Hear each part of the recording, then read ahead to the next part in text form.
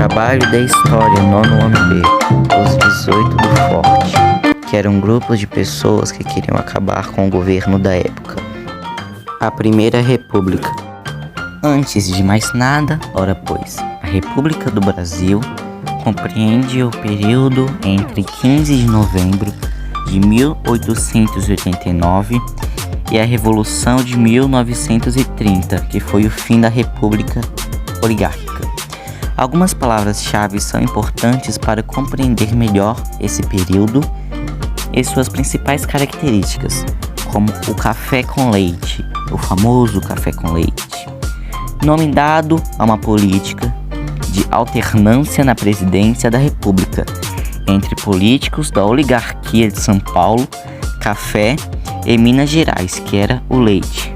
Oligarquia, grupo hegemônicos na política que tinham o seu poder fundado em posses, grandes propriedades de terra, como donos de fazenda, cafeitores, esse tipo de pessoa.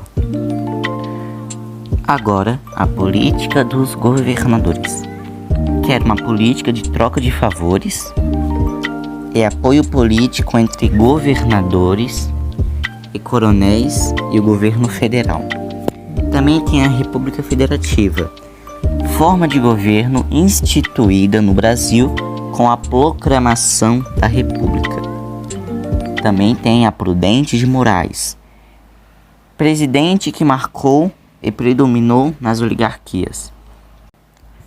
Rui Barbosa, ministro responsável por uma política econômica desastrosamente desastrosa, e criou um encilhamento e permitiu a emissão de papel moeda sem lastros de capital. O cara ministro responsável por uma política econômica chamado Rui Barbosa era um verdadeiro. Agora que vem aquilo que todo brasileiro tem pesadelo de noite, o imposto, que eram tributos pagos pelos cidadãos ao governo. Agora eu cheguei na parte mais importante, isso aqui são as oposições a esse famoso governo que tem fama de ser que era um grupo que não concordava com as ideias do governo vigente. E isso que entra os 18 do Forte, que eram praticamente os primeiros a fazer isso. Também tinham as famosas famílias latifundiárias, que eram prestigiadas na Primeira República, porque essas famílias eram famílias que tinham grandes posses de terra.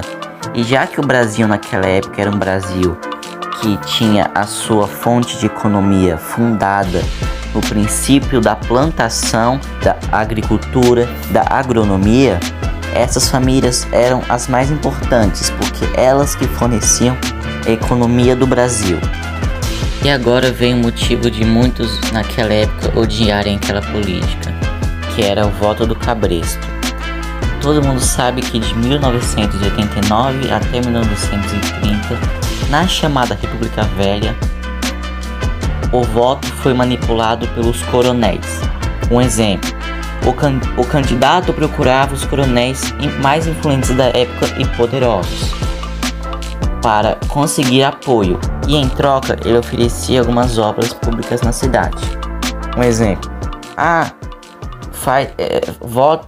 faz as pessoas votarem em mim que eu vou construir aquela pracinha para você. Era tipo isso. O coronel, consequentemente, influenciava a população a votar em um determinado candidato. Essa prática ficou conhecida como voto do cabresto.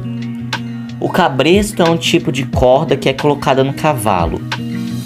Ela é utilizada para controlar a direção do animal durante a cavalgada. E isso que era praticamente esse tipo de voto, porque a pessoa, além de ser influenciada para votar naquele candidato, ela também era obrigada.